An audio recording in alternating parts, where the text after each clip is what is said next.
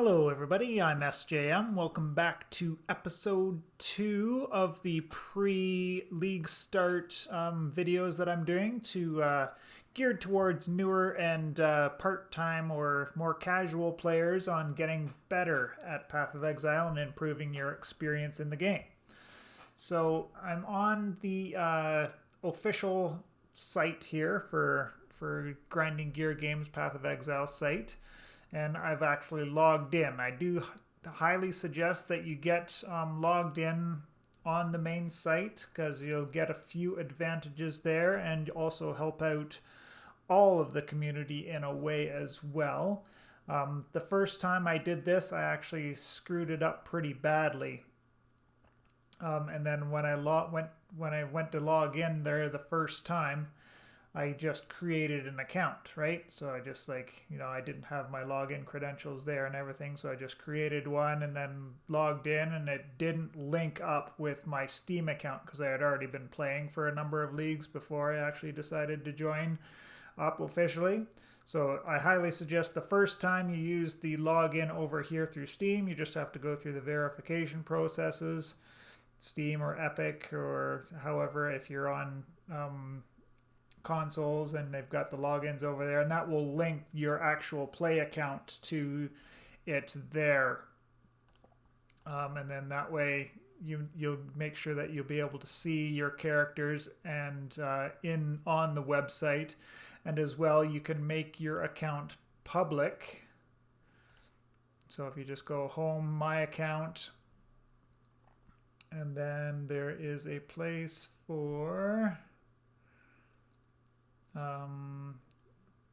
it's over here somewhere where privacy settings there. So that's where you're going to go in and you can update, and you can uncheck set profile as private, because I think it initially starts off as keeping you private.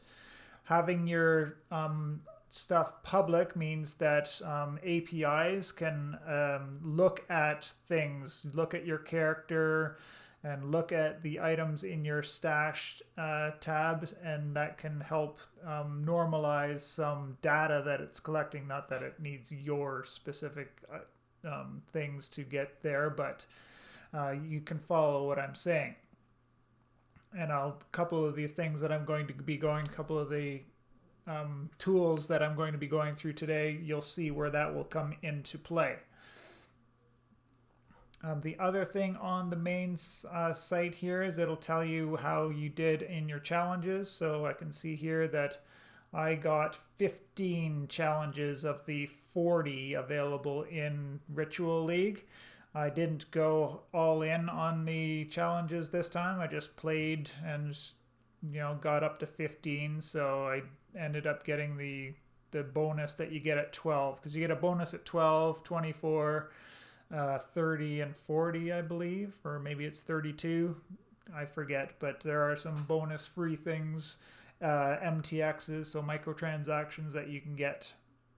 So speaking of microtransactions, for my quality of life, I do highly suggest buying into Path of Exile. It's a free-to-play game, and they make their money off of the microtransactions. So in the shop here, we'll just navigate on over there, and they've got things like supporter packs, which help them with their costs for developing the game, and gives you some cool in-game things.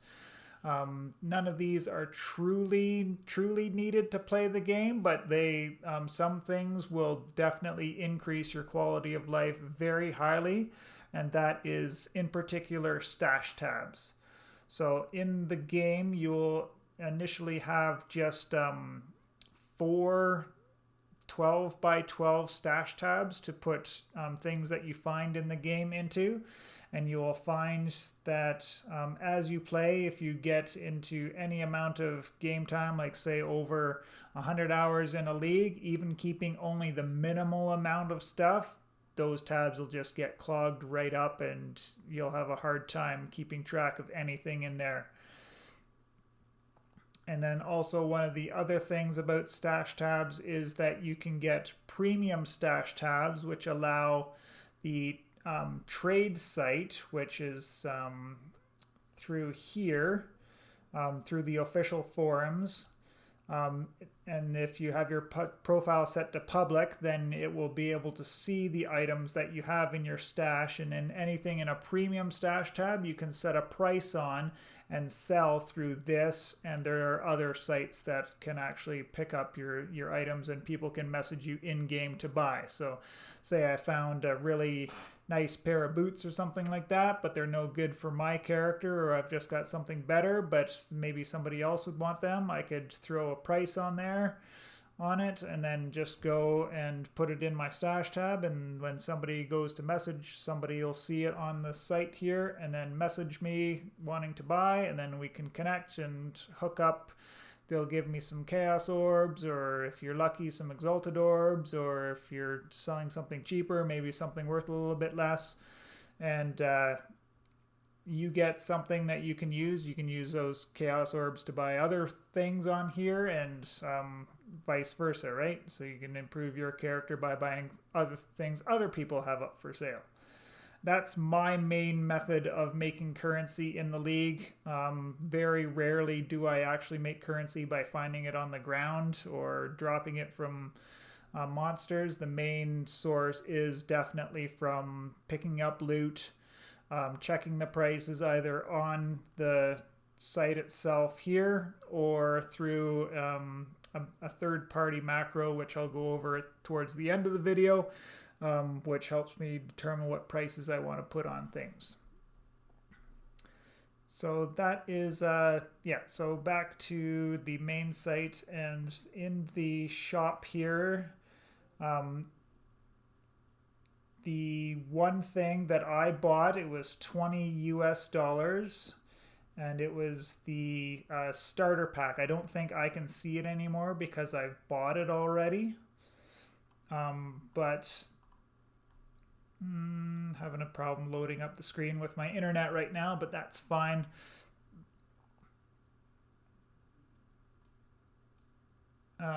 But yeah, so in the microtransaction shop, you'll find there's a beginner pack, which gets you X amount of points, maybe a microtransaction. I forget if it gave me a shiny thing or not, but it also gave me the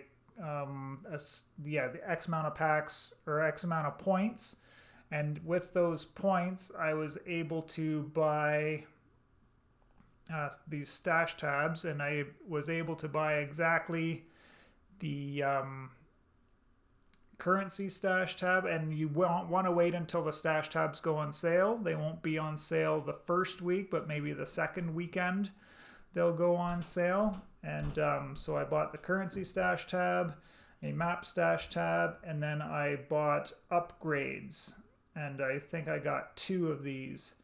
So, and all told, the $20 pack gave me enough points that during the sale I was able to just spend exactly that amount of points, which I got the currency, which is super important, the map, which is super important if you're getting to the end game, and then the premium stash tabs, which allowed me to get into selling my items. So that is the route that I suggest for the cheapest if you don't want to invest very much money in it.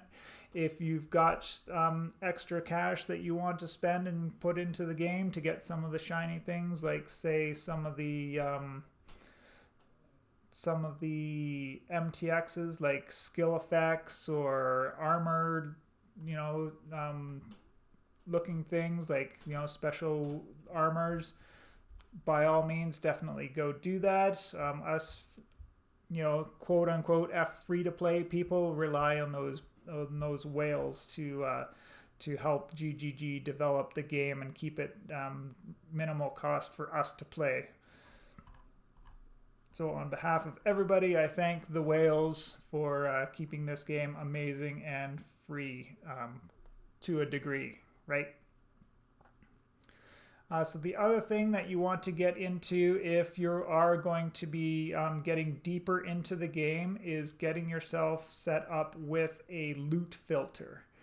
So in the game, because so many things drop, if you don't have one of these things equipped and going, it's going to get very confusing on what's actually good in the game. So you want to go over to filterblade.xyz. And if you have a login on the main site, you can actually just go up here and connect your account to Filterblade itself. And that way you don't have to mess around with loading the filters onto your account. They'll just migrate there automatically as you go through the process here. So there's a bunch of tabs at the top here. Say your favorite streamer has a loot filter you want to use, you can go to download and you can just, grab it there, or grab it from them there, or you can design your own. There's a couple of drop downs here available. So never sync stable, soft core league economy, or hardcore league economy, whichever mode you're playing, you want to have that active there. Then your strictness, this is the one that you're going to be changing a few times during the league. So you want to start on regular. Soft I've never used, but definitely start on regular. Maybe once you get into the latter half of the axe, you can change to semi-strict. But it's not a problem to leave it on regular till you get to maps. But in maps, you definitely want to switch to semi-strict. And then as you get into red maps, you're probably going to want to upgrade that to strict. It'll just start hiding out some of the lower tier stuff that you've probably either got hundreds of already, or things that just aren't going to be worth your time picking up at all anyways. The other ones are probably for people that are a lot better than the people I'm trying to target with this, but they're there if you want to get into spending less time picking up things off of the ground because you're not finding anything ever good. The style is the super good one that I like there. It just changes the color of the drops in there. And then if you just look at you pop over to the simulate tab here, you can see what it's going to look like. So with the crimson, it highlights some of these things a nice bright red, so they stick out really good for me when I'm playing the game. But if you don't like that, if that's too bright for you, then this is kind of what the normal would look like. Some of these things show up blue and a little bit different colors there. And then and so on and so forth with the different colors there. Just finding a theme that pleases you is really good.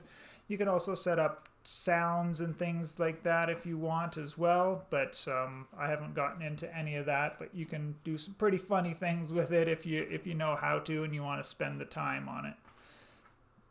And you can get really in depth with this stuff. You can take away the beams so that they're not sticking up from the ground. All sorts of different things you can do with your loot filter, but just going super simple, just changing your strictness and maybe your color with the style. Probably the only two things you really need to concentrate on. And then once you've done setting it up all the way you want to do, then you just go over to not the save and load, because I made this mistake once. You don't need to do this unless you're doing some super duper in-depth stuff. But then just go to the download thing here and follow this. You just click on this sync with PoE, and then that'll add it to your PoE account. And you find that in the UI tab of the options, and it's down near the bottom where you'll change your loot filter. And it just tells you that exactly right here. Go to UI and list of item filters, and then you might have to click the reload button or possibly even restart your game. And then that'll be all in order there, and then you'll be seeing a lot less garbage on the ground. And over time you'll get used to it and know what's worth your time looking at or not. But the less that you actually have to filter with your eyes and your brain, then let the computer and then the loot filters do a lot of the work for you, then it just saves on a whole bunch of information overload. One of the other things that I wanted to go over was just with the path of building. So say this is where I've got all my loaded builds here. But if we wanted to say you're out there and you did your research and you found a content creator that you want to use their build on, so we'll just go here. Big Ducks did a build today. He's got a new Burning Arrow Elementalist. If I didn't have my League starter already picked, this looked super interesting to me. It's a witch that uses a bow. So, I mean, doing things that don't quote unquote make sense is always really interesting to me, especially in ARPGs.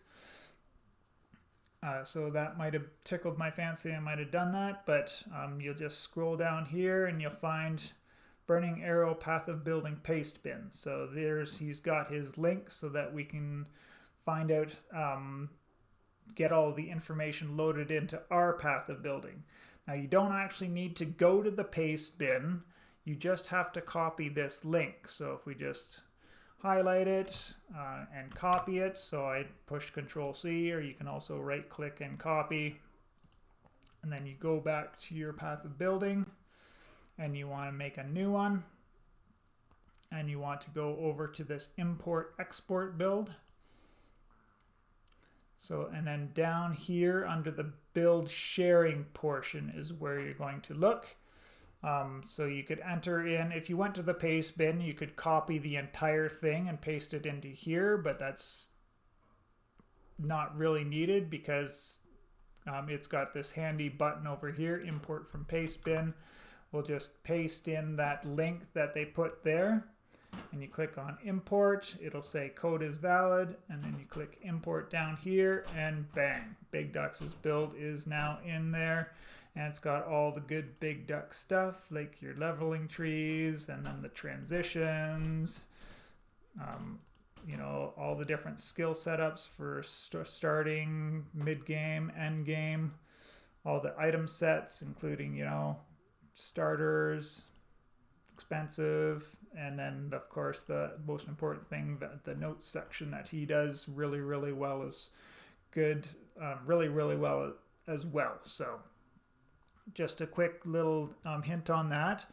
And then the other thing that you can do is if you do have your if you have your profile on the main site set to public, you can actually import your own. So you go there, and as long as you select the name of your profile there, start, this will bring up all of the builds that I have in there. And so I wanted to look I've got an arc build there, an arc elementalist there, a ball lightning character there. So you just pick whichever one you wanted to take a look at, and then there. And then you just click on the passive tree and jewels, and then once that's done, you can pick your items and skills, and then everything from there will be transferred over to your setups here, and you can kind of actually compare where your damage is, where some of your stats are compared to if you've got you know, your favorite content creators build out there. So say they've got 10 million DPS and here I'm only doing 1.2 million. I know I've got some work to do on my gear, and so I can start looking at, you know, going back and forth between the builds to see where I'm missing my stats and you know, kind of things that I need to work towards to get up to the things that interested me in that build in the first place. So whether it was the huge DPS to clear, or, you know, the great single target damage, maybe I'm missing a skill gem somewhere, or an extra link, or my cluster jewel passives aren't great, whatever it happens to be that we're missing out on there.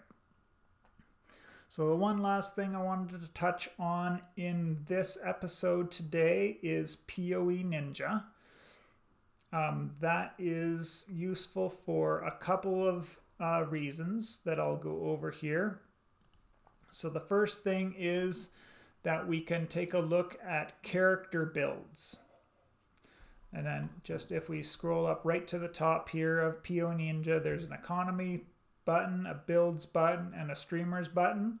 So the builds will give you basically exactly what builds are being used out there. So, and then I've set this to Ritual League, and I set the time machine back to day 1. So I could have done latest snapshot, but it's just going to be a whole list of level 100 characters and with a different set of ordering there. But I just set that to day 1 because we can see some of these crazy people out there that this person, they got their build up to level 96 on day 1. 95, 94, and in fact, as you go down the list, you know, hundreds and hundreds and hundreds of people are getting up to level 90 on day 1. I'll be lucky if I get to Act 5 in day 1. So just goes to show, you know, when you have a limited amount of time and knowledge in the game, really how far that you can actually get. But this can also give you an idea of what people are using, right? So tabula rasa and things like that. But you can also narrow this down. Like say I was playing a trickster during my day 1, so I wanted to see what tricksters are going on out there. So most of the tricksters out there were using Toxic Rain as their main skill on day 1. And then if we can click on that and narrow down items that people were using. So that's you know, this unique here, you know, some basic unique items that people were using for items there, and then the support gems that people were using as well. So this can help. So maybe the builds that you were given that you're using isn't being as efficient as you want, and you can get an idea of other directions that other people went into. And then of course we can click on this exact person here to see all of the items that he had on him at the end of day 1. And all the way everything was set up with all of his links, the exact stats on all of the gear that he had, the jewels, cluster jewels and regular jewels that he was using, and then as well as what his skill setup or his passive tree looked like on here. And this person even got all 4 ascendancies done on the first day, which is just blows my mind as well.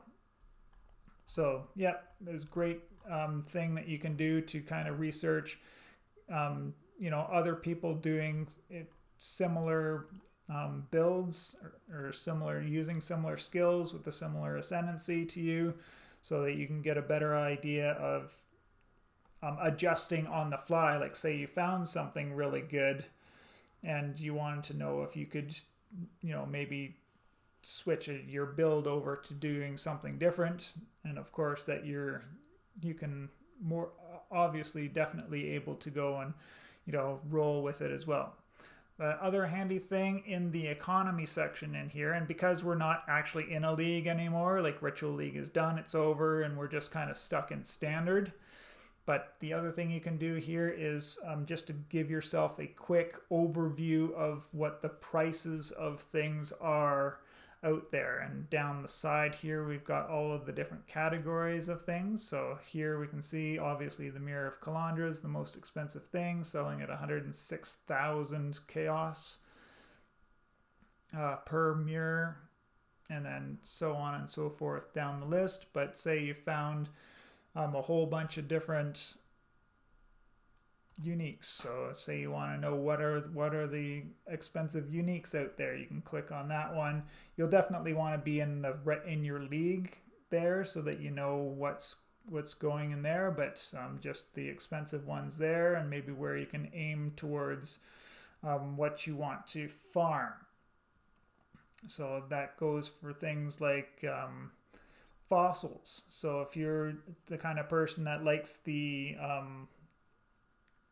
mines, going down the mines and getting the stuff down there, this will tell you what kind of fossils you want to kind of aim for doing your farming. And there's a whole meta to that in itself, and because all the different areas in the mines will give you access to the different fossils. So maybe if there's one area that'll give you access to fractured fossils and hollow fossils, but none of the other ones give you any of the top 5, and then that's the kind of area that you want to target. So that'll help you in once you get to the end game in wanting to figure out where you're going to go to get yourself making some currency, so that you can go onto the trade site and buy that 6 link chevrons wrappings, or that tremor rod that you need for your builds, that you need 2 or 3 exalts to get that, to kind of start building up the power on your character so that you can progress through the ladder, getting into the later parts of the end game. So that's just about everything I wanted to cover in this episode here. The next episode I will go in game and just go over a couple of different things that the options that are in the game itself there, and then after that we'll probably be into the league start. I'm thinking of doing some live streaming of my league start, but I'll also be definitely doing a little bit of it episodic type things on YouTube here as well, so you guys can be on a watch out for that. And yeah, I appreciate you all. I hope you enjoyed. Thumbs up if you did, and we will see you in the next one.